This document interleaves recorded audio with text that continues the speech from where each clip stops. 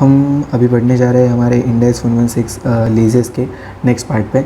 इससे आगे आने वाली जो भी क्वेश्चंस होंगे वो डायरेक्टली रिलेवेंट होंगे आपके एग्ज़ाम्स के लिए, क्योंकि इसके सबसे ज़्यादा चांसेस है एग्ज़ाम में आने के। इससे पहले हमने जो भी टर्म्स देखी वो बेस है, वो फाउंडेशन है। इंडेक्स 116 करने के लिए उनका क्लियर होना बहुत ज़रूरी है, तो आप ज़रूर उन लेक्चर्स को देखिएगा। और जैसे मैंने इससे पहले भी कहा है कि ये मैं फ़र्स्ट टाइम कर रहा हूँ, मैंने इससे पहले कभी क्लासेस वगैरह की नहीं है, but this is my keen interest कि मैं बच्चों को हेल्प कर सकूँ। जो भी मैंने पढ़ा है, समझा है during my CA final preparation, वो मैं आप तक थोड़ा शेयर कर सकूं। तो आप भी आपके कमेंट्स लिखिएगा जो भी लेक्चर देख रहे हैं उनको। अगर कहीं भी जगह पे आपको लग रहा है कि इस चीज़ से हेल्प हुई है तो आप मुझे बताइएगा। जो मुझे हेल्पफुल होगा तो मैं वो आगे कंटिन्यू करूँगा। और अगर आपको लग रहा है कि कहीं पे भी इन लेक्चर्स में लैग्स रह रहे हैं, कहीं पे भी मैं फास्ट जा रहा हूँ, स्लो जा रहा हूँ, या ये कोई कंसेप्ट में सही से ढंग से पढ़ा नहीं पा रहा हूँ, तो प्लीज़ आप कमेंट्स में लिख दीजिएगा।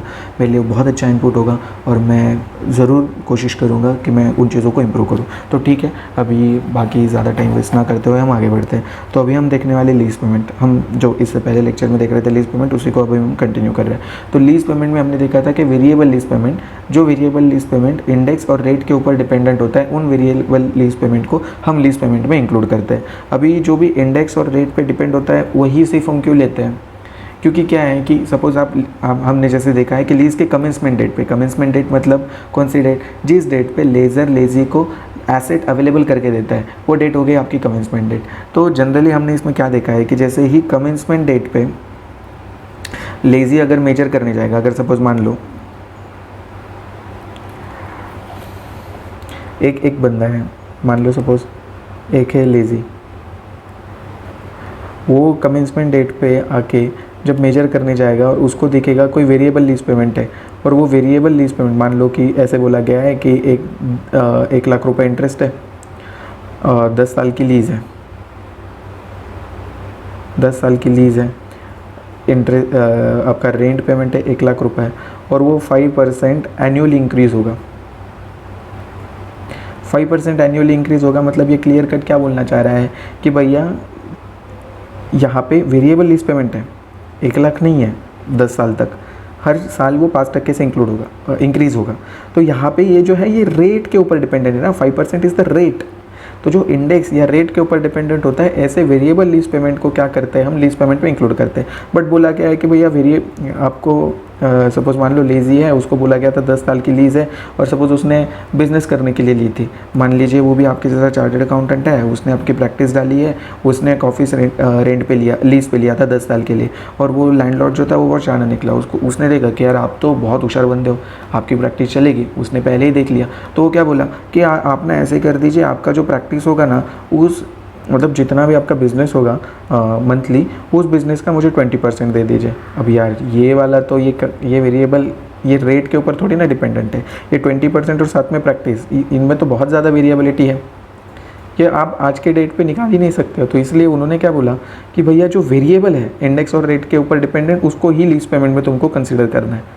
ठीक है, बस इतना सा सिंपल था, यही बात मुझे आपको बतानी थी। इंडेक्स और रेट पे जो डिपेंडेंट होता है उसको हम लेते हैं। तो आप बोलोगे कि अच्छा ऐसा वेरिएबल लीज़ पेमेंट जो इंडेक्स और रेट के ऊपर डिपेंडेंट नहीं है उसका हम क्या करेंगे।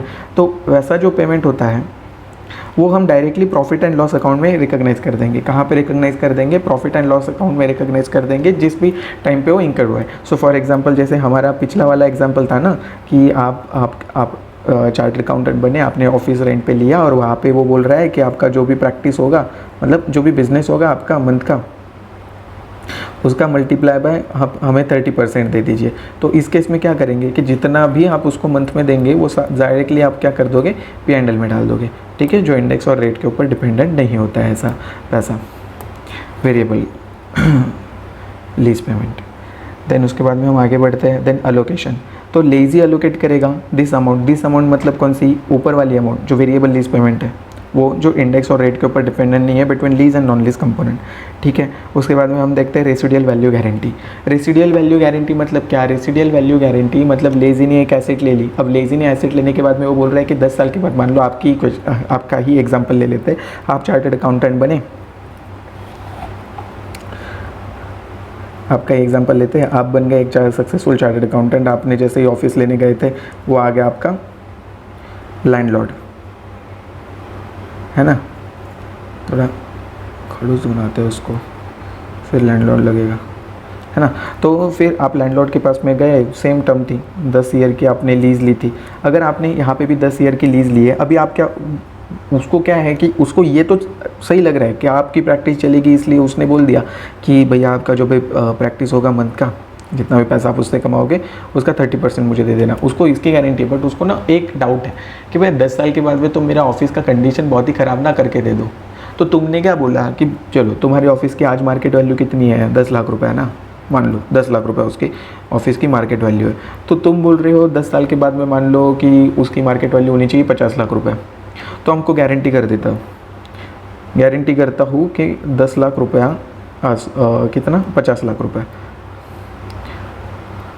10 साल के बाद में आपके प्रॉपर्टी की वैल्यू 50 लाख रुपए रहेगी। ठीक है, ये तो हो गई रेसिडुअल वैल्यू गारंटी। अब इसमें आपको लीज़ में जानने जैसा क्या है, लीज़ में जानने जैसा ये है कि रेसिडुअल वैल्यू गारंटी में लेज़ी लीज़ पेमेंट में क्या इंक्लूड करेगा, रेसिडुअल वैल्यू गारंटी में लेज़ी लीज़ पेमेंट में इंक्लूड करेगा, और जो लेज़ी पे करेगा लेज़र को। तो अभी देखो, आपने लेज़ी ने गारंटी दी थी कि 50 लाख रुपया जो है वो, तो लेज़ी ने बोला कि मतलब आपने बोला आपके जिससे आपने ऑफिस लिया था कि 50 लाख रुपए तुमको मैं 10 साल के एंड में दे दूंगा। अब मान लो कि वो बोलता है कि क्या गारंटी, अगर तुमने 50 लाख रुपए मेरा नहीं हुआ तो क्या करोगे। तो तुम बोलते हो कि भैया अगर 50 लाख रुपया तुम्हारा अगर वैल्यू नहीं रहा तो मैं तुमको ऊपर से 3 लाख रुपया पे कर दूंगा। This is a residual value guarantee. ये क्या हो गई, रेसिडुअल वैल्यू गारंटी। आपने बोला 3 लाख रुपये मैं पे कर दूंगा, ठीक है। तो उसने बोला कि ठीक है, मोटा मोटी मेरी वैल्यू 50 लाख की 47 लाख तक ही नीचे जा सकती है, इतना तो मुझे भी लग रहा है कि 47 तक तो होगी ही, कितना भी तुम ख़राब कर दोगे तो तुम 3 लाख रुपए भर के दोगे तो मेरा 50 लाख रिकवर हो जाएगा। तो अभी इस केस में क्या होगा, इस केस में लीज पेमेंट में इंक्लूड किया जाएगा ये 3 लाख रुपए को, जो लेजी या आप जो पे करने वाले हो। अगर उसकी ऑफिस की वैल्यू इतनी नहीं बनी तो that's a residual value guarantee. अगर नहीं होता है तो वो पेमेंट आपको लीज पेमेंट में इंक्लूड करना पड़ेगा। It's a guarantee made to a lessor. अभी हम देखते हैं रेसिडुअल वैल्यू गारंटी की definition. Guarantee made to a lessor by a party unrelated to the lessor, मतलब लेजी हो गया, that the value of an underlying asset at the end of the lease will be at least a specific amount. तुमने बोला कि 50 लाख होगा, तो lazy के लिए लीज पेमेंट में क्या इंक्लूड करेगा, amount expected to be payable by the lessee under the residual value guarantee, वो लीज पेमेंट में इंक्लूड करेगा।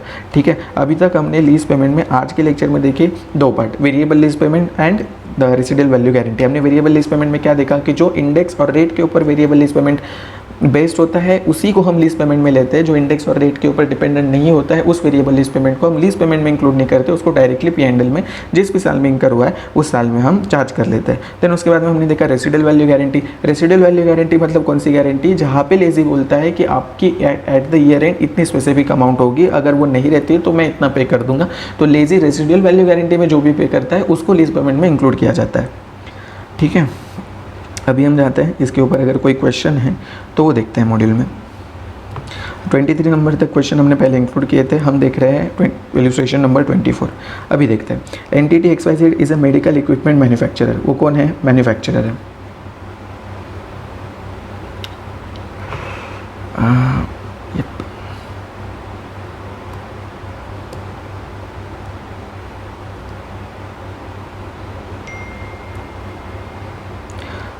एंटिटी XYZ जो है वो मेडिकल इक्विपमेंट मैन्युफैक्चरर है, उसके साथ में वो सप्लायर है रिलेटेड कंज्यूमेबल्स का।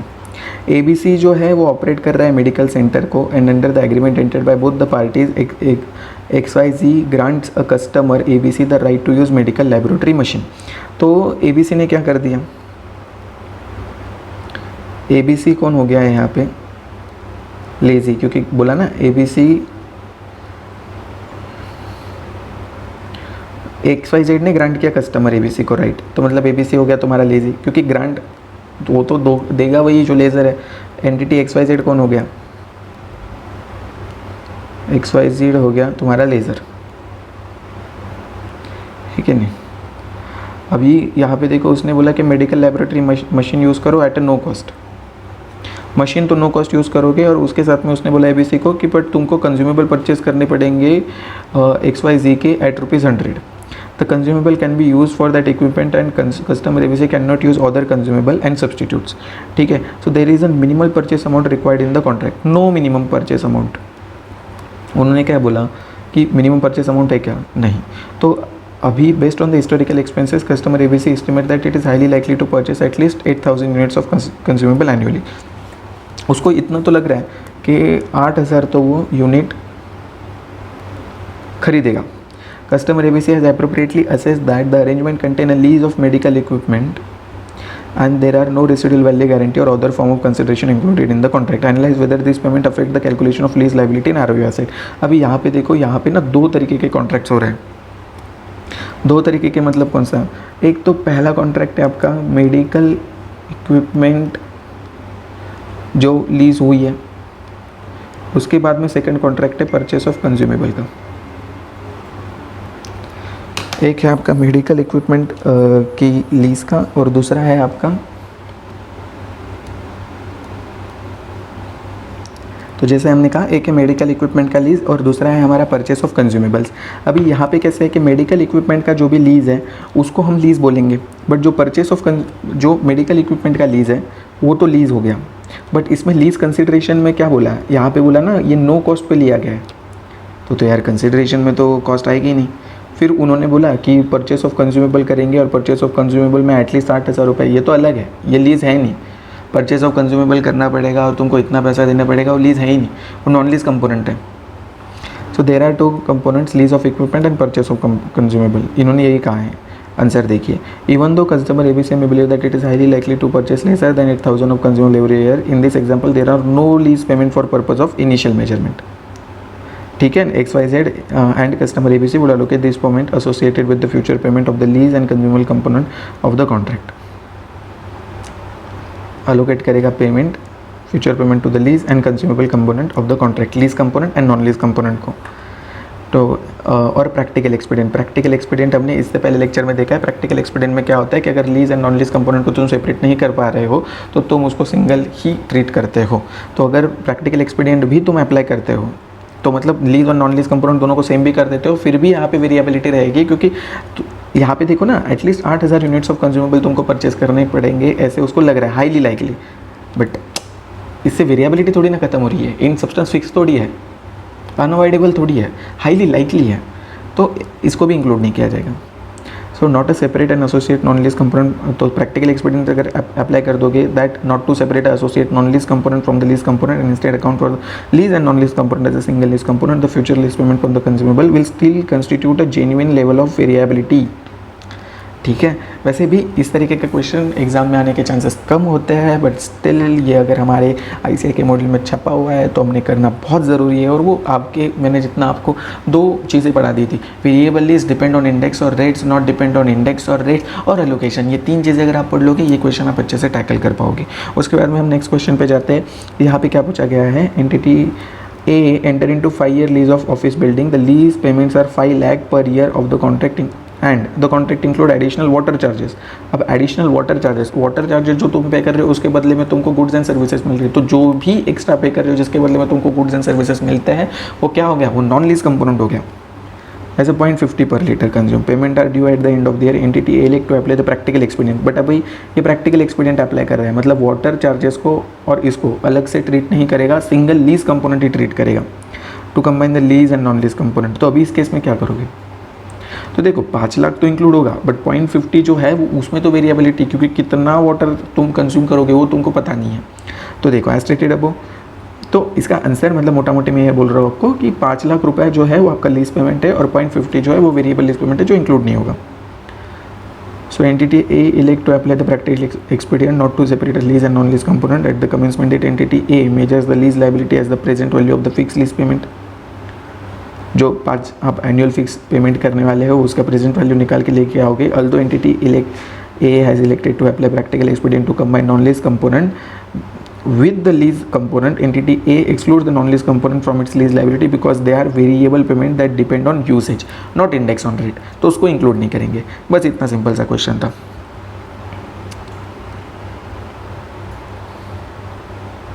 और जैसे हमने बोला कि अगर प्रैक्टिकल एक्सपीरियंस नहीं अप्लाई करता है वेरिएबल, फिर वो जो 0.5 वाला पेमेंट है वो वेरिएबल लीज पेमेंट हो जाता है, और वो कहाँ पे चार्ज करते हैं, हम P&L में चार्ज करते हैं as an operating expenses in profit and loss as and when they are incurred.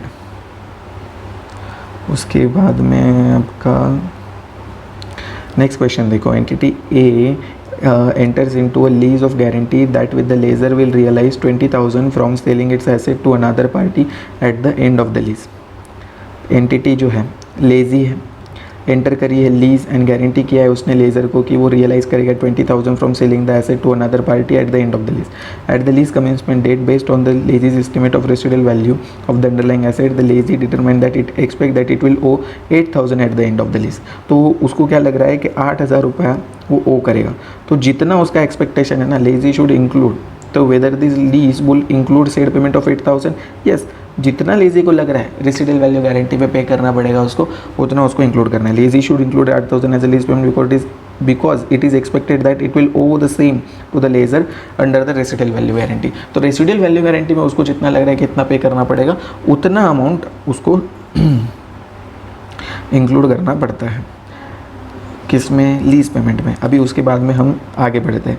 आगे बढ़ के हम देखते हैं लीज पेमेंट का, हमने एक पार्ट देखा लीज पेमेंट। लीज पेमेंट के बाद में हम देख रहे हैं initial direct cost. Initial direct cost मतलब क्या? लीज के कॉन्टेक्स्ट में इनिशियल डायरेक्ट कॉस्ट मतलब ऐसी कॉस्ट जो तुम इंकर्ड ही नहीं करते अगर लीज एग्जिस्ट नहीं करती तो ऐसी कॉस्ट जो तुम इंकर्ड ही नहीं करते अगर लीज एग्जिस्ट नहीं करती तो ऐसी कॉस्ट डायरेक्टली P&L में चार्ज कर देना तो सही नहीं होगा। मान लो 100 रुपया तुमने इंकर किया है, एक जैसे अपना ही एग्जांपल जो अपन इस लेक्चर में कंटिन्यू कर रहे हैं कि आपका ऑफिस, आप लेज़ी हो, आप आपका ऑफिस लेने के लिए लैंडलॉर्ड के पास में गए हो। अभी जब लैंडलॉर्ड के पास में 10 साल के लिए गए थे, आपने इसकी वजह से जो रजिस्ट्रेशन वगैरह की फ़ीस की वो 5,000 रुपये की मान लो। अब वो 5,000 आप आपके P&L में इसी साल में अगर बुक कर दोगे तो ये सही पिक्चर नहीं शो करेगा, क्योंकि वो 5,000 रुपये आप इंकर्ड ही नहीं करते अगर आप वो लीज एग्रीमेंट में एंटर नहीं होते तो 5,000 जो एक्सपेंसेस एक्चुअली वो 10 साल के लिए आपको करना है, आपने 10 साल के लिए करके रखा है। तो इस वजह से जो भी इनिशियल डायरेक्ट कॉस्ट आप इंकर करते हो ना, वो इनिशियल डायरेक्ट कॉस्ट हम डायरेक्टली P&L में डालने के बजाय हम उसको ROU में इंक्लूड करते हैं। ठीक है, तो देखिए, तो initial direct cost means such incremental cost of obtaining a lease that would not have been incurred if the lease have not been obtained. तो आपको क्वेश्चन में ये भी देखना है कि जो कॉस्ट दी हुई है वो क्या इनिशियल डायरेक्ट कॉस्ट के डेफिनेशन को सेटिस्फाई कर रही है, या ऐसी कॉस्ट है जो लीज इंकर्ड करते या नहीं करते फिर भी आपको बेयर करनी पड़ती। मान लो रिक्शा के एक्सपेंसेस हो गए, आपने ऑफिस देखने के लिए वो इसके पास में गए, आप मान लो आप दिल्ली में रहते हो, आपको मुंबई में ऑफिस डालना था, इसकी वजह से इसके लिए आपने फ़्लाइट का एक्सपेंसेस किया, मान लो 10,000 रुपये आपका फ़्लाइट का एक्सपेंसेस है। अब वो 10,000 आप बोलोगे अरे यार मैं लीज़ में इंटर नहीं होता तो भी मुझे करना ही पड़ता, तो 10,000 में कैपिटलाइज कर रहा हूँ। नहीं, 10,000 is not a initial direct cost, वो डेफिनेशन ही सेटिस्फाई नहीं कर रही ना। तो मुंबई में लीज सपोज हुई भी नहीं तो भी तुमको फ्लाइट का खर्चा तो देना ही पड़ता, तो वो कॉस्ट नहीं आती। जैसे जनरल स्टैम्प ड्यूटी वगैरह वो इनिशियल डायरेक्ट कॉस्ट हो जाती है, तो वो वाली कॉस्ट जो है वो तुमको क्या करनी है, कैपिटलाइज करनी है। अभी वो क्वेश्चन में तुमको बोला गया होता है कि this is initial direct cost. Question level पे तो आपको असेस करना नहीं है, बट जब प्रैक्टिकल में आप ऐसी सिचुएशन फेस करोगे तब तो आपको असेसमेंट करनी पड़ेगी। बट ठीक है, हम क्वेश्चन लेवल पे स्टिक रहते हैं जहाँ पे आपको बताया हुआ रहेगा कि इतनी इनिशियल डायरेक्ट कॉस्ट है, और जो भी इनिशियल डायरेक्ट कॉस्ट है this cost is included in initial measurement of ROU asset. याद से रखना है, कमेंसमेंट डेट पे हम दो चीज़ें कैलकुलेट करते हैं, एक करते हैं ROU एसेट और एक करते हैं लीज लाइबिलिटी। बट उसमें आपको एक चीज़ ध्यान में रखनी है कि जो भी इनिशियल डायरेक्ट कॉस्ट की है वो आपको ROU एसेट में इंक्लूड करनी है, क्योंकि लीज लाइबिलिटी की डेफिनेशन हमने इससे पहले देखी। What is a lease liability? Lease liability is a present value of future lease payment. Initial direct cost तो ऑलरेडी इंकर्ड कर गई ना, वो फ्यूचर है ही नहीं, तो लीज लाइबिलिटी में इंक्लूड नहीं होगी, ROU एसेट में होगी। बाकी आगे देखेंगे हम इसका कैलकुलेशन कैसे करते हैं वो। ठीक है, फिर डिस्काउंट रेट। अभी हम जैसे ही मैंने अभी इसके ही 2 सेकंड पहले जो लाइन बोली थी कि लीज लाइबिलिटी मतलब क्या, कि present value of future lease payment. अब वो फ्यूचर लीज पेमेंट को प्रेजेंट वैल्यू करने के लिए कोई तो डिस्काउंट रेट चाहिए होगा ना। आप सब CA फाइनल के बच्चे, आपको इतना तो पता है कि अगर फ्यूचर प्रेजेंट वैल्यू किसी की निकालनी है तो डिस्काउंट रेट चाहिए। अब वो डिस्काउंट रेट क्या लेंगे? तो इंड AS 116 में कहा गया है 2 तरीके के डिस्काउंट रेट अवेलेबल होते हैं लेजी के लिए। कितने तरीके के डिस्काउंट रेट अवेलेबल होते हैं? 2 तरीके के डिस्काउंट रेट अवेलेबल होते हैं। अब वो 2 तरीके कौन से? एक होता है लेजी के लिए interest rate implicit in the lease और इंक्रीमेंटल बोरोइंग रेट। अगर interest rate implicit in the lease दिया हुआ है लीज एग्रीमेंट में तो आप वो ले लीजिए। अगर interest rate implicit in the lease नहीं दिया हुआ है तो इंक्रीमेंटल बोरोइंग रेट ले लीजिए। लेज़र के लिए क्या लेंगे, लेज़र के लिए लेंगे interest rate implicit in the lease. Laser के एक ही ऑप्शन है interest rate implicit in the lease, ठीक है।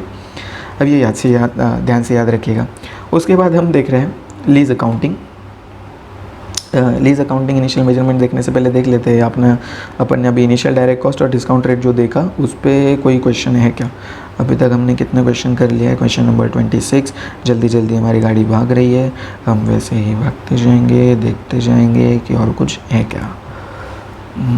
Question number 27 initial measurement of lease liability, ठीक है। तो ये वाला तो हमें initial measurement of ROU asset and lease liability होने के बाद ही समझेगा।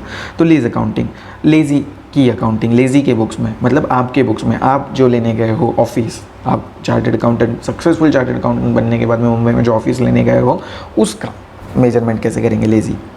तो initial measurement at the commencement date, कौन सी डेट पे ध्यान से देखिएगा,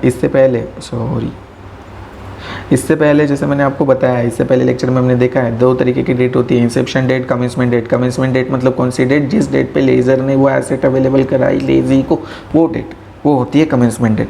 तो at the commencement date lessee shall recognise, lessee क्या करेगा, रिकॉग्नाइज करेगा आरओयू एसेट को भी और लीज लायबिलिटी को भी। तो measurement of lease liability, lease liability कैसे मेजर करेगा, lease liability is the present value of remaining lease payment made over the lease term discounted using interest rate implicit in the lease और incremental borrowing rate. अगर आपको 2 rate दिए हुए हैं तो आपको सीक्वेंस याद रखना है, पहले interest rate implicit in the lease और डिस्काउंट रेट। तुम बोलोगे सर ये याद कैसे रखे, तो याद ही रखना पड़ेगा, और क्या ऑप्शन है, याद के अलावा ऑप्शन है। तो इसमें तो क्या ही लॉजिक लगाएंगे, interest rate implicit in the lease या इंक्रीमेंटल बोरोइंग रेट, इन दोनों में से कोई तो एक रेट दिया हुआ होगा तो वो रेट ले लीजिए। अगर दोनों ही रेट दिए हुए हैं तो पहला प्रायोरिटी इस रेट को दे दीजिए जिसके आने के चांसेस रह रहे। मैंने ऐसा कोई सम देखा नहीं, माइल्ड भी, आगे देख लें। तो देखते हैं। तो इसके बाद में हम देखते हैं measurement of right of use asset. Measurement of right of use asset कैसे करना है हमें, कि जो भी lease liability, present value of lease liability जो ऊपर से आपने कैलकुलेट करके आए वो लेना है आपको। इनिशियल डायरेक्ट कॉस्ट, जैसे हमने ऊपर देखा था ना कि initial direct cost lease liability के इसमें इंक्लूड नहीं करेंगे, आप राइट ऑफ यूज एसेट में इंक्लूड करेंगे, वो इनिशियल डायरेक्ट कॉस्ट आप इंक्लूड कर दोगे। अगर मान लीजिए कि आपने कुछ भी, मान लो आपका ऑफिस वगैरह था, करेक्ट, तो उसमें से आपको, अब ऑफिस में ठीक है मुझे डिसमेंटलिंग का कुछ याद नहीं आ रहा है, बट अगर आपने सपोज प्लांट एंड मशीनरी वगैरह कभी ली हुई होती है लीजेस में, तो होता है कि प्लांट एंड मशीनरी तुमको डिसमेंटल भी करके देनी पड़ती है लैंडलॉर्ड को, या जो भी ओनर है प्लांट एंड मशीनरी का उसको। तो वो जो एस्टिमेटेड कॉस्ट होगी ना डिसमेंटलिंग की, वो कॉस्ट भी आपको इंक्लूड करनी पड़ेगी। मान लो 10 साल के बाद में आपको डिसमेंटलिंग की कॉस्ट 1 लाख रुपये लगने वाली, तो उस 1 लाख का प्रेजेंट वैल्यू तुमको आज के डेट पे आरओयू एसेट में इंक्लूड करना होता है। Estimated cost to dismantle, remove और रिस्टोर।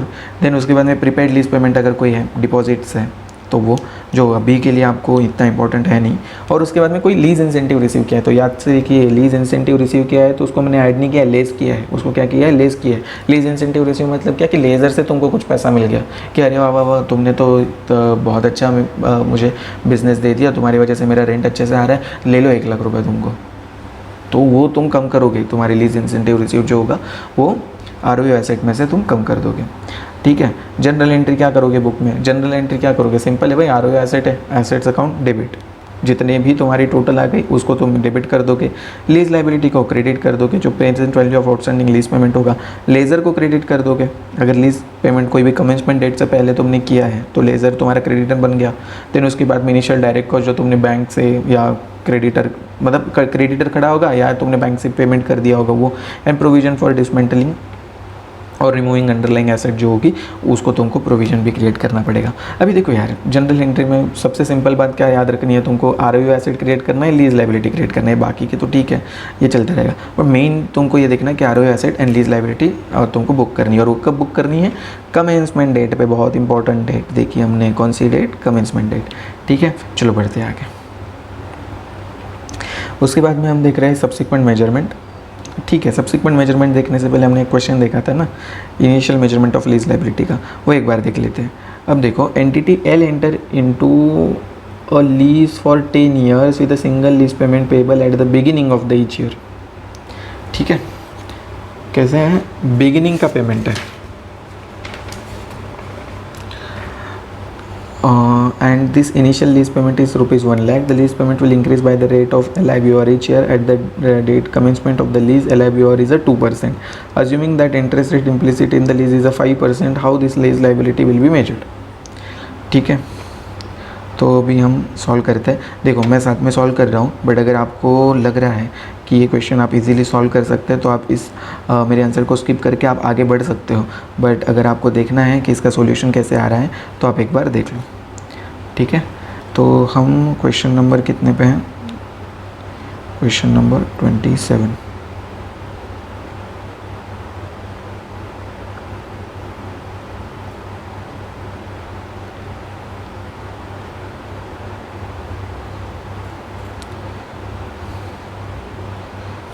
थोड़ा छोटा कर लेता हूँ. हाँ ठीक है, ये सही है. क्वेश्चन नंबर 27, 10 साल की लीज़ है. हम यहाँ पे क्या लिखते हैं? Year 1 2 3 4 5 6 7 8 9 and 10. ऐसे आपने क्या लिख ले? ईयर लिख ले. फिर आपको क्या लिखना है? रेंट पेमेंट लिखना है. फिर आपको क्या लिखना है? रेंट पेमेंट लिखना है. फिर आपको प्रेजेंट वैल्यू फैक्टर निकालना है जो भी ये दिया है, और आपका क्या निकलेगा? फिर इससे प्रेजेंट वैल्यू निकलेगा. अभी हम हमारे क्वेश्चन पे जाते हैं. उसमें क्या बोला गया था? 1 लाख का पेमेंट किया है, और कब से किया है?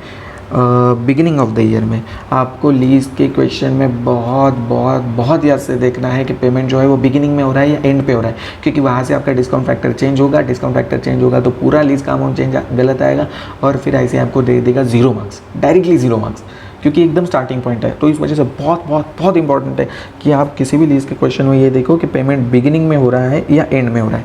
ठीक है, क्वेश्चन में दिया रहेगा बिगिनिंग में हो रहा है या एंड में हो रहा है. Then initial lease payment is 1 lakh. Lease payment will increase by the rate of LIBOR each year. At the date of commencement of the lease, LIBOR is a 2%. So assume that the interest rate implicit in the lease is 5%. How is the lease liability will measured? तो देखो, interest rate implicit in the lease हमें दे दिया. हमने क्या देखा था? Lazy के लिए 2 तरीके के रेट रहेंगे, interest rate implicit in the lease और इंक्रीमेंटल बोरोविंग रेट. दोनों में से जो रेट अवेलेबल रहेगा तुम बोलोगे, बट पहली priority interest rate implicit in the lease. अभी यहाँ पे इंक्रीमेंटल बोरोविंग रेट दिया ही नहीं, interest rate implicit in the lease दिया है. 5% से ले लो. ठीक है, अभी यार हाँ, तो हम प्रेजेंट वैल्यू फैक्टर निकालते हैं 5% से. प्रेजेंट वैल्यू फैक्टर अभी मैं फर्स्ट टाइम ही बता रहा हूँ. आई होप कि आप सभी को आ रहा होगा, बट फिर भी जिसको नहीं आ रहा है वो देख लो. आपके कैलसी में 1.1 डिवाइडेड बाय 1.05 करना है, और उसके बाद में इक्वल दबाते जाना है आपको. आपका प्रेजेंट वैल्यू फैक्टर आ जाएगा. तो देख लो, सपोज प्रेजेंट वैल्यू फैक्टर अभी ये बिगिनिंग में पेमेंट कर रहे हैं, तो इस वजह से प्रेजेंट वैल्यू फैक्टर ईयर 1 के बिगिनिंग में कितना होगा? 1 होगा. अगर ये एट द ईयर एंड करते हैं तो आपका अलग आता है. तो प्रेजेंट वैल्यू फैक्टर 952 आ गया मेरा, फिर आ गया 907, फिर आ गया मेरा 864, फिर आ गया मेरा 0.823, फिर आ गया मेरा 0.784, फिर आ गया मेरा 0.746, फिर आ गया मेरा 0.711, फिर आ गया मेरा 0.677, एंड फिर आ गया मेरा 0.645 बराबर. उसके बाद में मैं मेरा रेंट ले लेता हूँ. रेंट देखो 1 लाख. फिर उसके बाद से उन्होंने क्या बोला था कि rent will increase bye 2%. If I am right, the rent will increase bye 2%. अब तुम बोलोगे सर ये तो वेरिएबल रेंट हो गया. अरे वेरिएबल है, बट वो रेट पे डिपेंडेंट है ना, और जो रेट पे डिपेंडेंट होता है उसको हम लीज पेमेंट में इंक्लूड करते हैं. ठीक है, तो इस वजह से अभी हर बार का 1,02,000 हो गया. उसके बाद में 1,04,040 हो गया मेरा. फिर 1,06,121 हो गया. 1,08,243 हो गया. 1,10,408 हो गया. 1,12,616 हो गया. 1,14,869 हो गया. 1,17,166 हो गया. एंड 119,509 हो गया। अब इसको प्रेजेंट वैल्यू करना है, मतलब इससे क्या करना है, मल्टीप्लाई करना है। तो आपका क्या आ गया, पहले पे तो 1 लाख आ गया, फिर उसके बाद में 97,104। अब यहाँ पे ना ICI के मॉड्यूल में 102 दिया हुआ है, बट ये अगर आप मल्टीप्लाई करोगे 1,02,000 को 0.952 से, तो ये 97,104 ही आता है। 2 का डिफरेंस कैसे आ रहा है वो मुझे भी नहीं समझा, बट ठीक है, 2 रुपये का ही है तो हम उसको इग्नोर करके चलते हैं। 94,364 आएगा, 91,689 आएगा, 89,084 आएगा, 86,560 आएगा, 84,012 आएगा, 81,672 आएगा, 79,321 आएगा, फिर उसके बाद में आपका आएगा 77,083। ठीक है, तो अगर इस तरह से है, फिर आपका इसका आपको टोटल करना पड़ेगा, जो टोटल आएगा 8,80,889। क्वेश्चन हमारा क्या है, क्वेश्चन में पूछा गया है how is the lease liability initially measured. इस तरह से मेजर करोगे 8,80,889, जो 2 रुपये का डिफरेंस मैंने आपको पहले कहा था वैसे, therefore lease liability is initially measured. इस तरह से ये हमारा हो गया। ठीक है, उसके बाद में नेक्स्ट क्वेश्चन देखते हैं। अब राइट ऑफ यूज एसेट वो मेजर करने बोल रहे हैं। ठीक है, अभी देखो entity Y and entity Z execute the 12 साल का lease for rally car with the following term on 1 January. इन्होंने बोला नहीं वाई लेजी है या जेड लेजी है अभी तक। ठीक है, लीज कमेंसमेंट डेट क्या है, 1 फरवरी 2001। हमें कब मेजर करनी है, 1 फरवरी 2001 को। Then entity Y must pay entity Z the first monthly rental. अभी वाई अगर जेड को रेंट पे करेगा तो वाई कौन हो गया, लेजी हो गया, जेड कौन हो गया, लेज़र हो गया। देख लीजिए आप, अगर मेरे लेक्चर्स देख रहे हैं तो डबल ई मतलब लेजी और कर दिया मैंने, लेज़र हो गया। ठीक है, शॉर्टकट से है, ज़्यादा जगह नहीं है लिखने के लिए, इसलिए डबल ई या और का यूज़ कर रहा हूँ मैं।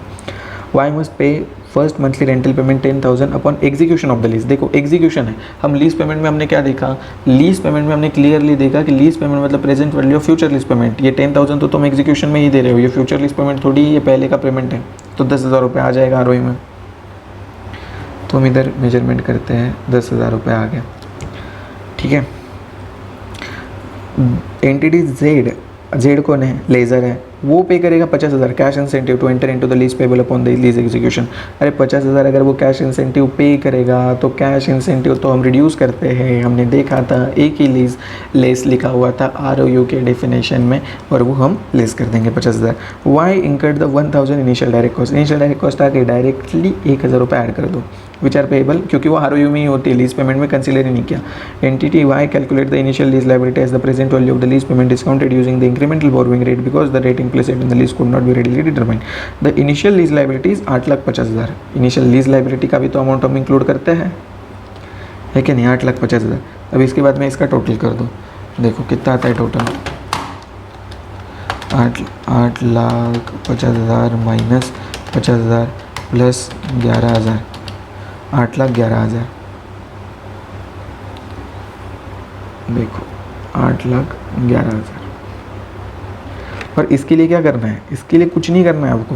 ऐसे क्वेश्चन सॉल्व करने के लिए क्या करना है, ऐसे क्वेश्चन सॉल्व करने के लिए आपको बस ये सारे हाथ में मेरी नोट्स रखनी है। ये नोट्स रखेंगे आप,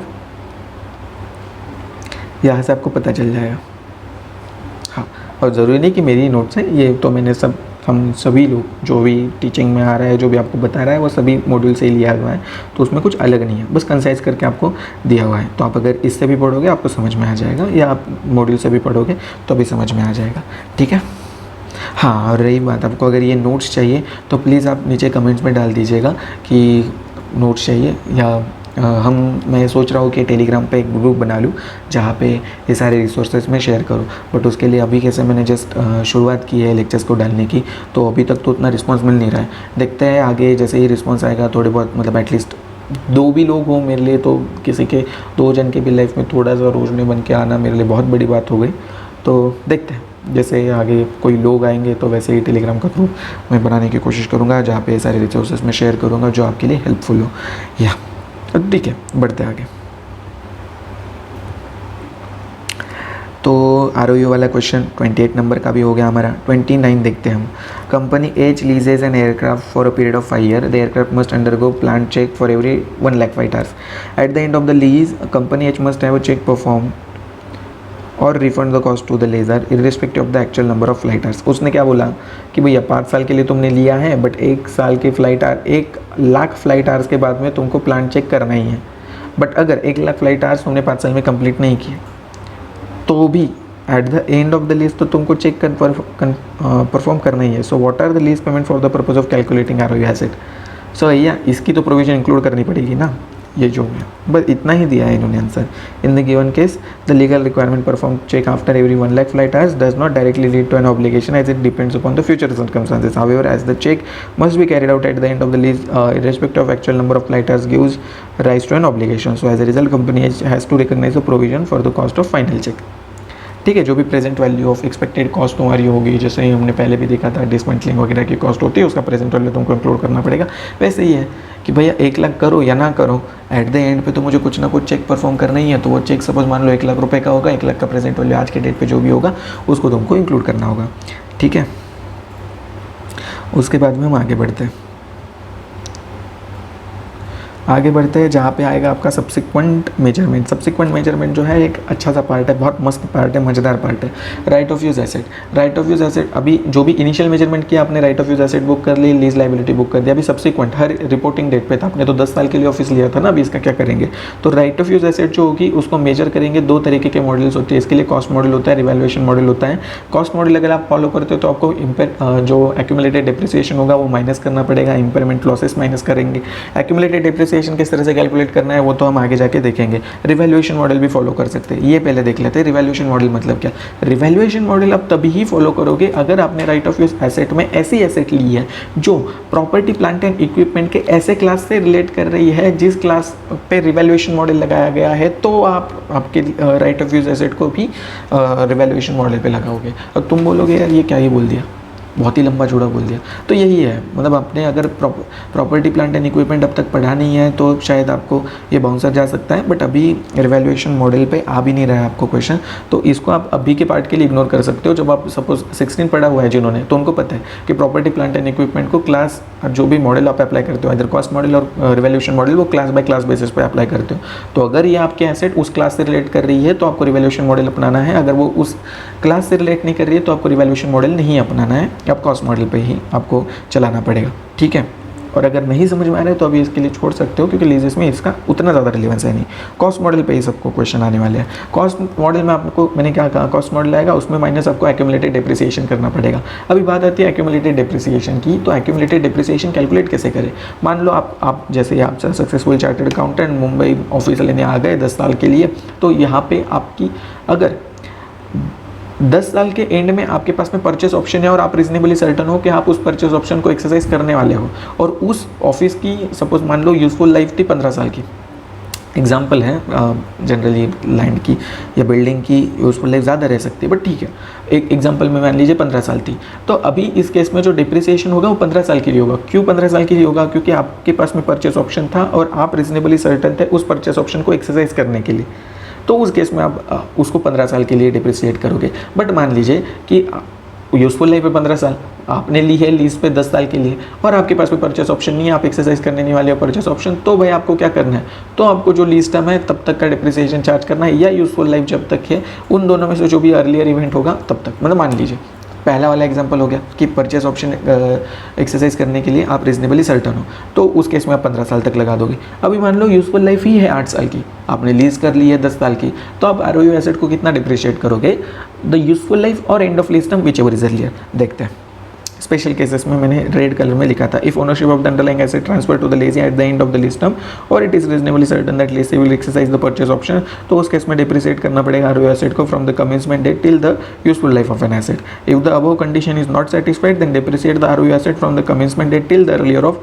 and of useful life or end of lease term whichever is earlier. ठीक है, ये तो गया आरओयू एसेट का। आरओयू एसेट में फिर से मैं बता रहा हूँ, आरओयू एसेट का सब्सिक्वेंट मेजरमेंट कैसे होगा, cost model, revaluation model. Revaluation model lease के लिए छोड़ दो थोड़े टाइम के लिए। कॉस्ट मॉडल में क्या कि जो भी कॉस्ट आई minus accumulated depreciation. Accumulated depreciation calculate करने के लिए इंपॉर्टेंट पार्ट क्या आता है, यूजफुल लाइफ। यूजफुल लाइफ को हम किस तरह से मेजर करेंगे, आपको देखना पड़ेगा कि परचेस ऑप्शन एक्सरसाइज करने के लिए रिजनेबली सर्टन है या नहीं है, या ओनरशिप ट्रांसफर होने वाली है या नहीं है। अगर होने वाली है तो फिर पूरी यूजफुल लाइफ तक डिप्रिसिएट कर लो, फिर लीज टर्म का बात ही नहीं आता। अगर नहीं है तो फिर लीज टर्म या useful life whichever is earlier, ऐसे हम डिप्रिशिएट कर लेंगे। ठीक है, बाकी इतना कॉम्प्लिकेटेड होने नहीं वाला है क्वेश्चन में, जनरली लीज टर्म तक ही होने वाला है। बट अगर स्पेसिफिक क्वेश्चन आता है तो ये भी हो सकता है कि जिसमें बड़ा करना पड़े, तो ICAI का वैसे तो कुछ भी भरोसा नहीं है।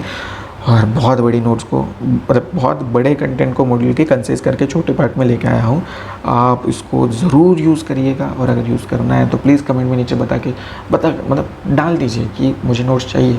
एक भी बंदा डाल देगा ना, मेरे दिन को बहुत सुकून आ जाएगा कि इतने मेहनत से बनाया हुआ कोई चीज़ कोई तो मांग रहा है। तो प्लीज़ आपके कमेंट्स जो होंगे, सजेशंस होंगे, कई स्पेलिंग मिस्टेक्स होंगे या कुछ भी होगा, या आपको लग रहा होगा कि सर ये भी पार्ट आप आपके नोट्स में ऐड कर दीजिए, मज़ा आ जाएगा, वो भी पार्ट इंक्लूड कर देंगे।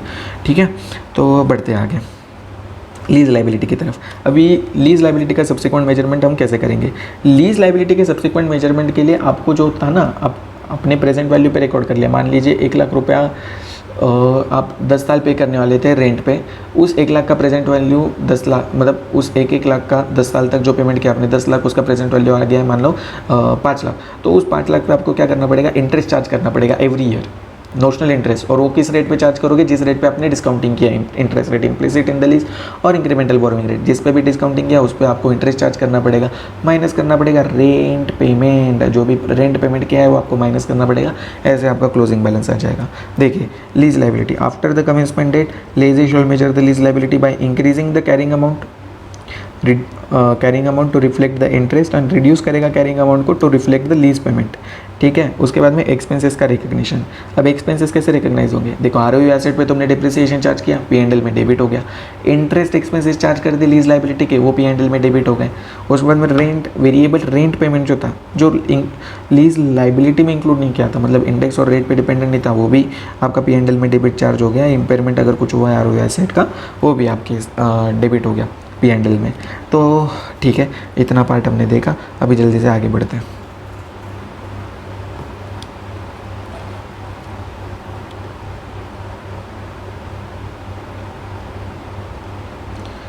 अभी हम बढ़ते हैं हमारे क्वेश्चन नंबर 30 पर, लीज अकाउंटिंग।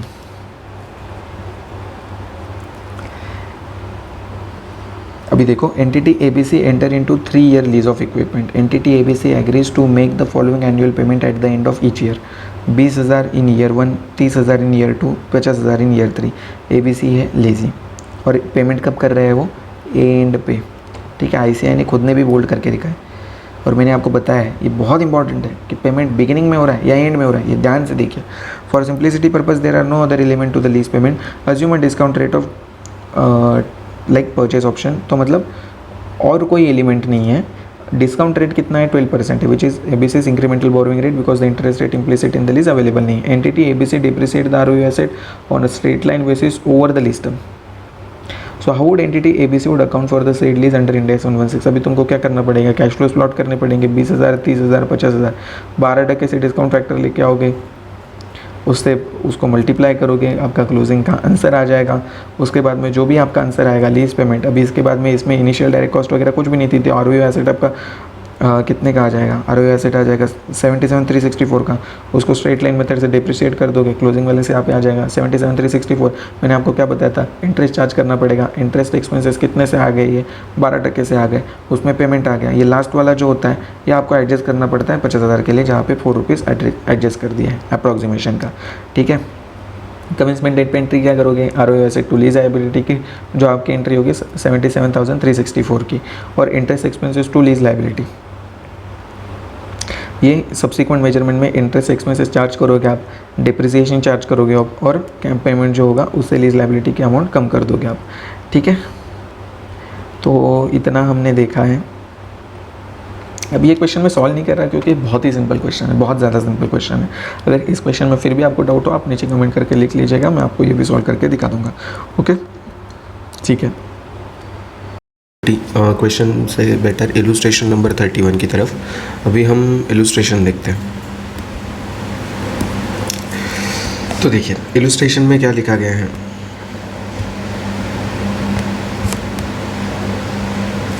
कंपनी EFG जो है enter into property lease with entity H। Initial term of the lease कितने हैं? 10 साल है। ठीक है, इनिशियल टर्म 10 साल है, 5 साल का रिन्यूएबल ऑप्शन है।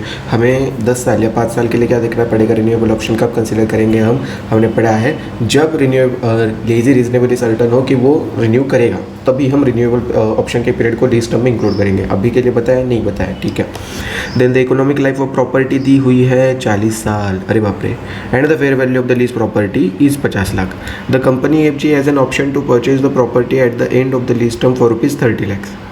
कंपनी EFG के पास में ऑप्शन है कि वो परचेस करेगा ये प्रॉपर्टी को at the end of the lease term कितने में? 30 लाख में। The first advance annual payment, first advance. अभी यहाँ पे ध्यान से देखिए, मैंने आपको बताया कि लीज के क्वेश्चन में कभी भी आप जाओगे आपको ये बहुत इंपॉर्टेंट से देखना है कि पेमेंट कब हो रहा है, एट द बिगिनिंग हो रहा है, एट द एंड हो रहा है। यहाँ पे लिखा है एट द बिगिनिंग, नहीं। यहाँ पे लिखा है एट द एंड, नहीं। यहाँ पे क्या लिखा है? First advance annual payment. And what is mean by first advance annual payment की मतलब, इसका मतलब है कि ये बिगिनिंग में होगा, एडवांस में होगा ना, तो बिगिनिंग में होगा। तो आपको यहाँ से पता चल गया कि अच्छा बिगिनिंग में पेमेंट होने वाला है 5 lakh with an increase of 3% every year. 5 lakh beginning में होगा, 3% से हर साल बढ़ेगा। द इम्प्लिसिट रेट दिया हुआ है। आप मैंने जो बताता है डिस्काउंटिंग में 2 तरीके के रेट हम यूज़ करेंगे, इम्प्लिसिट रेट या इंक्रीमेंटल बोरोइंग रेट। यहाँ पे कौन सा दिया हुआ है?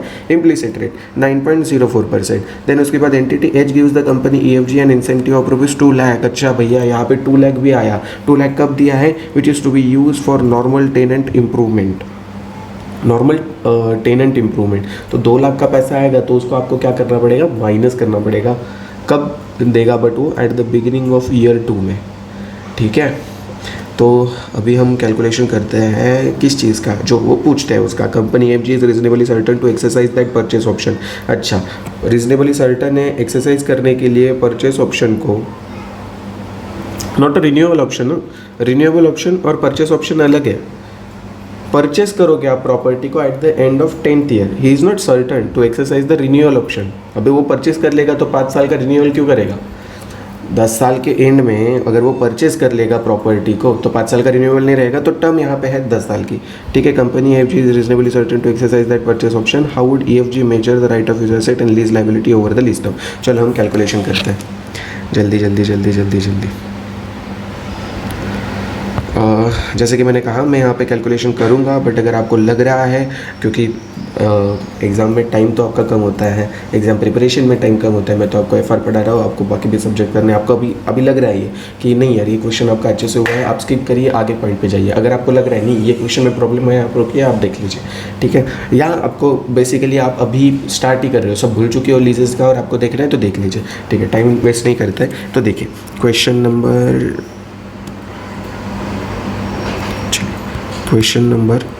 31। अभी हम क्वेश्चन नंबर 31 करने जा रहे हैं। देखिए सबसे पहले आपको क्या लिखना पड़ेगा यहाँ पे सबसे पहले लिखना पड़ेगा हमें ईयर 1 2 3 4 5 6 7 8 9 10।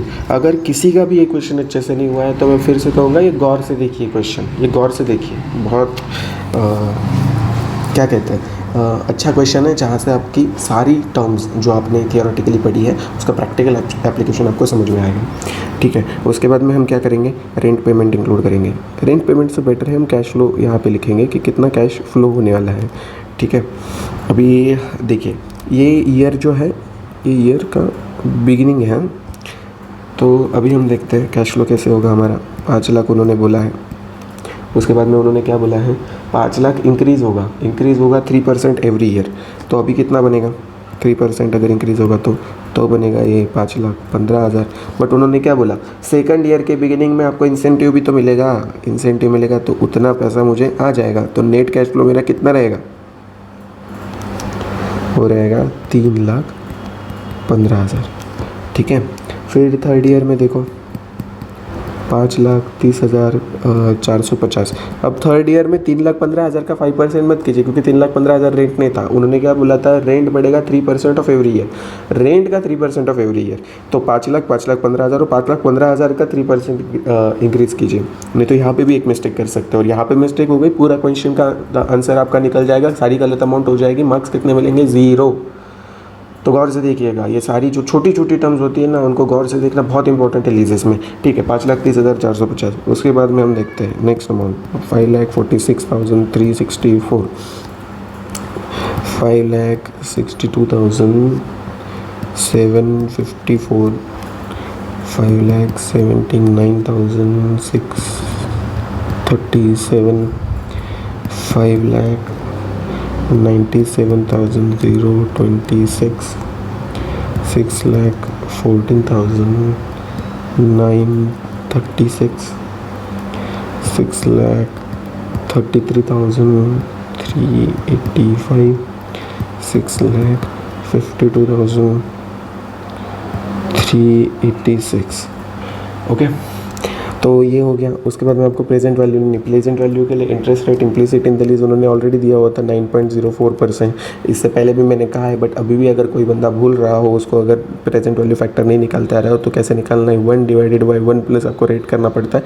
तो 1 प्लस रेट क्या हो गया, 0.904। तो आपको कैलसी में जाके 1 डिवाइड बाय 1.904 प्रेस करते रहना है, तब आपका आ जाएगा। और अभी हमने देखा था पेमेंट कब होने वाला है, बिगिनिंग में होने वाला है। तो present value factor year beginning के फर्स्ट के क्या रहेगा, 1 ही रहेगा। सेकंड में क्या हो जाएगा, 0.92 हो जाएगा। फिर क्या हो जाएगा, 0.84 हो जाएगा। फिर क्या हो जाएगा, 0.77 हो जाएगा। फिर क्या हो जाएगा, 0.71। फिर क्या हो जाएगा, 0.65। फिर हो जाएगा 0.59। फिर क्या हो जाएगा, 0.55। फिर क्या हो जाएगा, 0.50। फिर क्या हो जाएगा, 0.46। उसके बाद में हम क्या देखेंगे, प्रेजेंट वैल्यू और कैश फ्लो की प्रेजेंट वैल्यू। अब देखो 5 लाख कैसे निकलेंगे, मल्टीप्लाई करना है इसको, तो 5 लाख का मल्टीप्लिकेशन तो 5 लाख ही आएगा, है कि नहीं। फिर आपका आएगा यहाँ पे 289,800। फिर आपका आएगा 4,45,578, 4,20,700,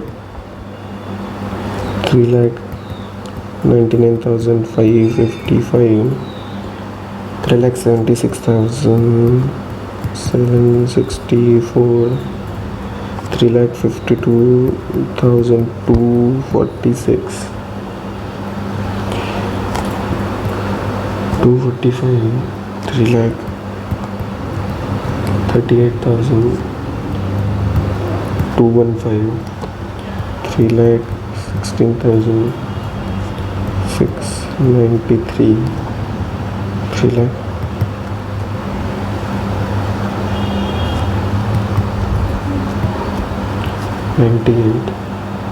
तो टोटल हो गया ये 37,39,000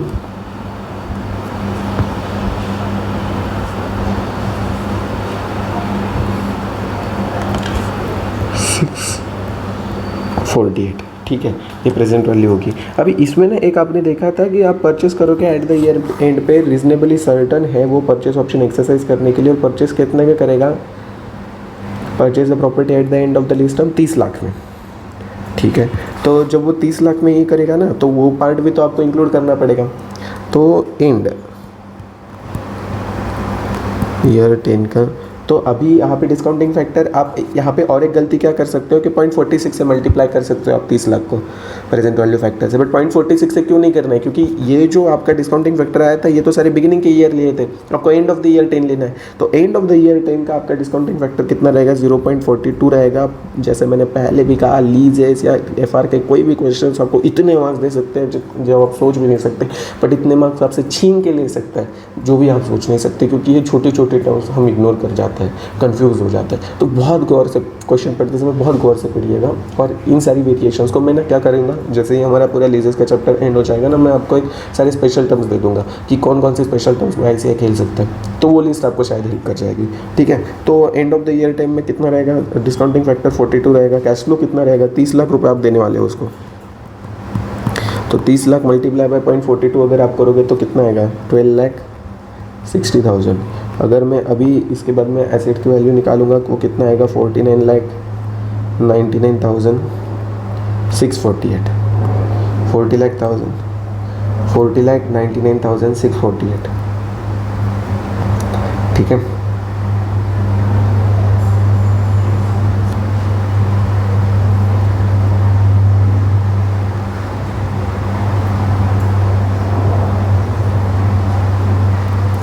फिर उसके बाद में हम 40,99,648 जब हमने देख लिया है, तो इसके बाद में ICAI ने अभी इसका जो कैलकुलेशन है इसके आगे का एक तो ICAI ने इसको 49,99,000 को कितना लिया है, 50 लाख रुपया लिया है, अप्रोक्सीमेशन कर दिया, देख लीजिए। 40,99,648 को ICAI देखिए यहाँ पे 50 लाख अप्रॉक्स मान रहा है। अभी देखिए जनरल क्वेश्चन में कैसे होता है कि जब क्वेश्चन पेपर में ये आएगा सम, तो आप भी कंफ्यूज हो जाओगे कि इसको 50 लाख क्यों लेना है और 50 लाख से कैलकुलेशन करना है या नहीं। तो आप 49,99,000 से कैलकुलेशन करोगे तो वो भी कैलकुलेशन सही ही माना जाएगा। एक्चुअली वो सही ही माना जाएगा क्योंकि वो तो एक्यूरेट नंबर से किया है।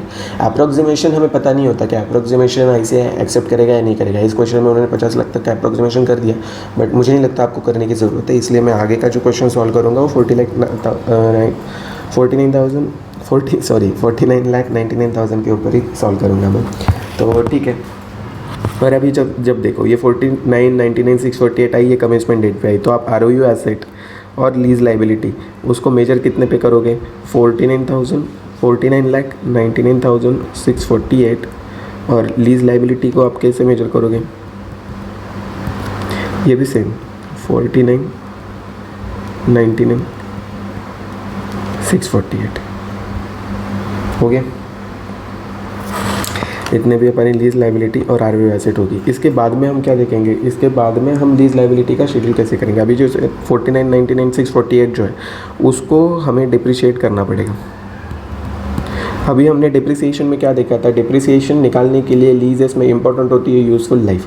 यूज़फुल लाइफ में हमने क्या देखा था कि अगर वो एट द ईयर एंड पे परचेस नहीं करने वाला हो तो हम यूज़फुल लाइफ कितने लेंगे, जितने लीज टर्म है उतने जनरली, या useful life which ever is earlier and हो रही है वो। बट इसमें तो परचेस ऑप्शन एक्सरसाइज करने के लिए वो रिजनेबली सर्टन है। तो परचेस ऑप्शन अगर वो एक्सरसाइज करने वाला है तो यहाँ पे आप देख लीजिए कि यूज़फुल लाइफ कितनी है, 40 साल।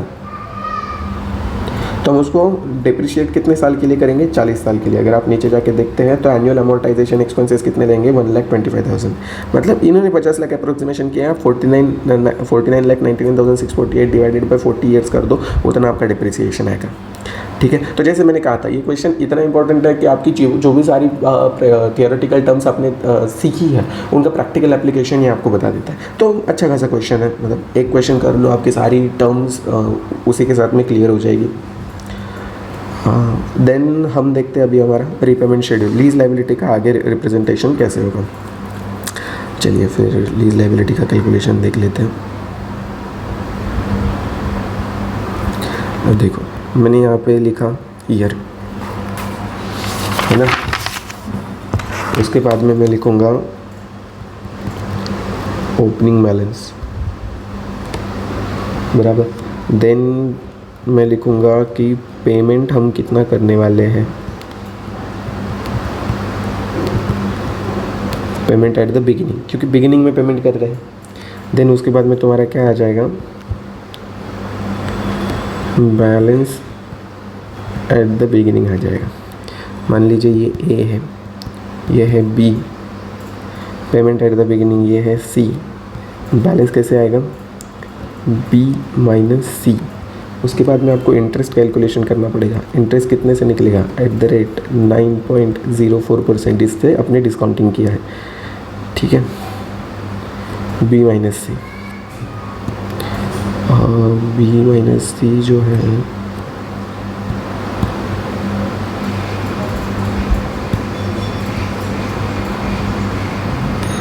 थोड़ा नीचे ले लेते हैं।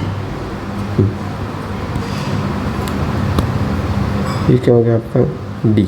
डी मतलब क्या, बी माइनस सी। उसके बाद में ए बी सी डी, ये हो गया आपका ई इंटरेस्ट, एंड फिर आपका आ जाएगा क्लोजिंग बैलेंस एट ईयर का एंड। ठीक है, ये आ जाएगा ई एफ। एफ कैसे आएगा, डी प्लस ई, है ना। जो बैलेंस है उसमें इंटरेस्ट ऐड हो जाएगा लीज लाइबिलिटी का। अब देखो ईयर 1 2, सॉरी ये तो बहुत ही गिचड़ मिचड़ हो जाएगा। देखिए 1 हो गया, 2 हो गया, 3 हो गया, 4 हो गया, 5 6 7 8 9 और 10। अभी हम सबसे पहले ओपनिंग बैलेंस लिख लेते हैं। पेमेंट कितने करने वाले हैं हम बिगिनिंग में। ओपनिंग बैलेंस तो हमको पता था ना 49,99,648। पेमेंट एट द बिगिनिंग हम कितना करने वाले हैं, 5 लाख, 3,15,000। अब 3,15,000 कैसे आएगा, ये क्वेश्चन मत पूछना, ये हमने कैलकुलेट कर लिया था यहाँ पे। 3,15,000 है क्या नहीं, ये हो गया 3,15,000 आ गया। उसके बाद में 5,30,450 की अमाउंट आ गई। हाँ, उसके बाद में कितना था, 5,46,364 546,364। उसके बाद में देखिए 562,754। उसके बाद में 5,79,637। उसके बाद में 5,97,026। उसके बाद में 6,14,936। उसके बाद में 6,33,385 एंड 6,52,386। ठीक है, ये ओपनिंग बैलेंस हो गया। अभी आपका ओपनिंग बैलेंस कैसे आएगा, जैसे मैंने बोला बी माइनस सी हो जाएगा, तो इधर कितना आएगा, 45,99,648। ये हो गया। इंटरेस्ट इसके ऊपर कितना आएगा, 9.04% से। ये ईयर के बिगिनिंग का बैलेंस आ गया। अभी इसमें ईयर एंड पे इंटरेस्ट ऐड हो जाएगा, कितना, 4,06,768 है कि नहीं। और फिर आपका क्लोजिंग बैलेंस आ जाएगा 49,06,416। ये आपका बैलेंस आ गया। अभी यही आपका बैलेंस कहाँ पे आ जाएगा, ओपनिंग बैलेंस ईयर एंड के इस पे 49,06,416। उसमें से 3,15,000 आपके माइनस हो जाएंगे। और जब भी आप ये क्वेश्चन सॉल्व करेंगे, आपको ये देखना बहुत इंपॉर्टेंट है। मान लो आपने क्या किया, यहाँ पे आए 49 लाख और वहाँ पे आपने इंटरेस्ट कैलकुलेट कर लिया और फिर पेमेंट माइनस कर दिया, तो ये आपका सही फॉर्मेट नहीं बनेगा ना, क्योंकि पेमेंट तो बिगिनिंग में हो रहा है, इंटरेस्ट तो एट द ईयर एंड पे लगेगा, है कि नहीं। तो इसलिए मैंने आपको एक सिंप्लीफाइड फॉर्मेट दिया है, इसी फॉर्मेट में एक क्वेश्चन सॉल्व होगा। 49,06,416। और अगर यहाँ पे payment at the year and होता है तो हमको पहले इंटरेस्ट कैलकुलेट करना पड़ता और फिर हम पेमेंट करते हैं। यहाँ पे पेमेंट एट द बिगिनिंग हो रहा है, इसलिए हम ये फॉर्मेट लेंगे। ठीक है, तो बैलेंस एट द बिगिनिंग इसके बाद में कितने बनेंगे। अभी मैंने आपको तो फॉर्मेट आपको समझ में आ गया होगा। मैं अभी भी आपको बोलूँगा कि आप ये खुद से सॉल्व कीजिए, प्रैक्टिस कीजिए। अगर कहीं भी अड़चन आ जाएगी तो आप इसको देख लेना, आपको समझ में आ जाएगा कहाँ पे नंबर में गड़बड़ थी। और फिर भी अड़चन आती है तो आप कमेंट में करके कमेंट डाल दीजिए। और जैसे मैंने कहा है, जल्दी हम हमारा टेलीग्राम का ग्रुप बना लेंगे, तो हम वहाँ पे फिर डिस्कस करेंगे। ठीक है, बट अभी के लिए तो आप खुद से ट्राई कीजिए। 50,06,480, 50,06,480। उसमें से आपके ऐड माइनस कर दो 5,30,000 का, तो आ गया ये 44,60,000 76,030, फिर उस पर इंटरेस्ट आ जाएगा तो जो हो जाएगा 4,04,633, फिर आपका क्लोजिंग बैलेंस आ जाएगा 48,80,663। फिर आपका यहाँ पे क्लोजिंग बैलेंस ओपनिंग बन गया है 48,80,663। उसमें आपको पेमेंट एट द बिगिनिंग वाला जो है वो माइनस कर दो इसमें से, फिर आपका बन जाएगा 43,34,299। उसमें फिर इंटरेस्ट ऐड कर देना है 3,91,821। देन उसके बाद में हमारा क्लोजिंग बैलेंस आ जाएगा 47,26,120। फिर हम उसको ले लेंगे 47,26,120। उसमें से हमने जो पेमेंट किया है वो पेमेंट माइनस कर देंगे 41,63,266।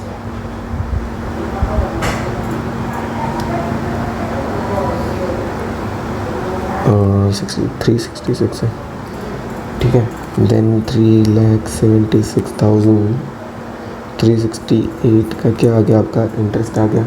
और ये 45,39,734 का आपका आ गया क्लोजिंग बैलेंस। अभी वही क्लोजिंग बैलेंस हम लिख लेंगे 45,39,734। उसमें से हम पेमेंट को क्या कर देंगे, माइनस कर देंगे 39,60,097।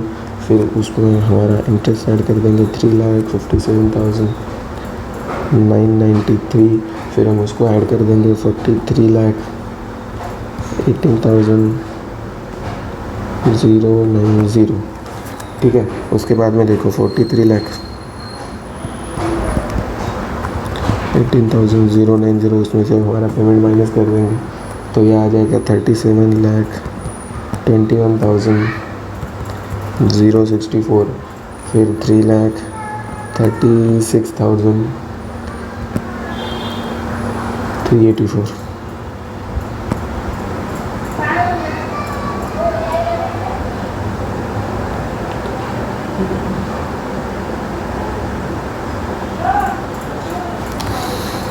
इसमें कितना बनेगा 40,57,448, 40 लाख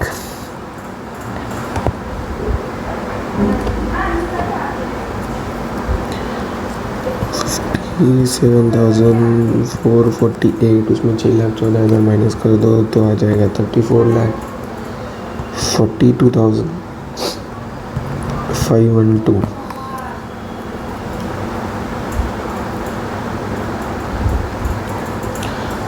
आ गया। फिर आपका आ गया 3,11,203।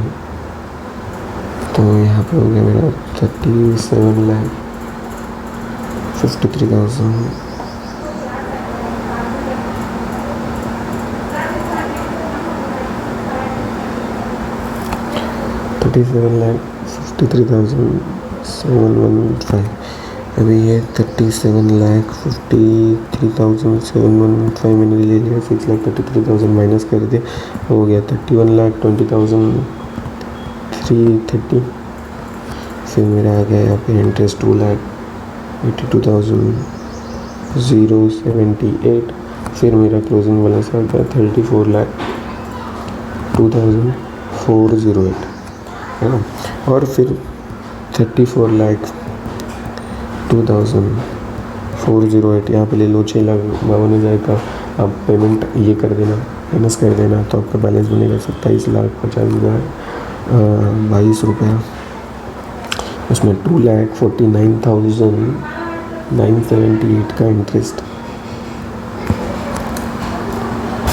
2,49,978 और प्लस हम करेंगे 27 लाख 22 को, तो ये बनेगा हमारा 30 lakh at the year and 10 पे 30 लाख हमारा क्लोजिंग बैलेंस 10 के ईयर एंड 30 लाख है। उसमें से माइनस क्या हो जाएगा, 30 लाख का हम परचेस करने के लिए दे देंगे ना उसको, तो ये सब नील हो गया, ठीक है। इस तरह से आपका कैलकुलेशन हो जाएगा। ये आपका हो गया opening balance, payment at the beginning, balance eight the and 9.04। अगर आप ICI का देखोगे, ICI का सॉल्यूशन,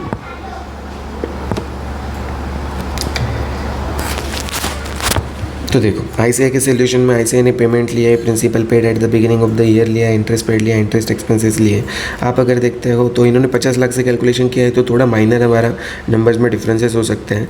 इनके अगर सोल्यूशन को देखोगे तो शायद समझने में ये थोड़ा डिफिकल्ट रहेगा। मैंने आपको सिंप्लीफाइड वर्जन में आपको बता दिया है, आपको आंसर फाइनल सेम लाना पड़ता है। यहाँ पे इतने टेबल से प्रॉब्लम नहीं होगी, क्योंकि ये ज़्यादा एक्सप्लेनेटरी टेबल है, इसमें कॉलम्स ज़्यादा है। आपके यहाँ पे तो E कॉलम तक ही है, मेरे यहाँ पे F कॉलम तक है ना। तो आपको मार्क्स पूरे मिल जाएंगे, सिंप्लीफाइड वर्जन है, आप एक बार चेक कर लेना आंसर को अच्छे से, ठीक है। अगर आप इंटरेस्ट की अमाउंट्स भी देखते हैं तो देखो हमारा पहला आया था 4,06,768 फर्स्ट ईयर के लिए, ये इन्होंने ईयर 2 के बिगिनिंग में लिखा है। ये इंटरेस्ट पेड है। अगर हम इंटरेस्ट एक्सपेंसेस देखते हैं तो 4,06,800, 4,06,768, तो उतना हमारा डिफरेंस आएगा। सेकंड में हमारा 4,15,064 आया है, इनका 4,15,099, क्योंकि वो जो उन्होंने राउंडिंग ऑफ किया है उसकी वजह से डिफरेंस आएगा। इंटरेस्ट पेड का वैसे भी हमें ज़रूरत नहीं है, नीचे उन्होंने कहीं कैलकुलेशन किया नहीं है। उन्होंने बस ये बोला था कि पूरे ईयर में आपको मेजर कैसे करोगे। हमने ROU एसेट बता दिया, हमने लीज लाइबिलिटी का मेजरमेंट बता दिया, और हमने पेमेंट भी बता दिया। तो इस तरह से हमारा 31 नंबर का क्वेश्चन सॉल्व हो गया है। अभी हम नई कंसेप्ट्स को देखेंगे और जल्दी जल्दी लीजेस के चैप्टर को कंप्लीट करेंगे, जल्दी जल्दी FR को कंप्लीट करेंगे। आप आपके बाकी भी सब्जेक्ट को कंप्लीट कीजिएगा, जल्दी जल्दी एग्ज़ाम देके हम पास भी हो जाएंगे, ठीक है। तो चलिए।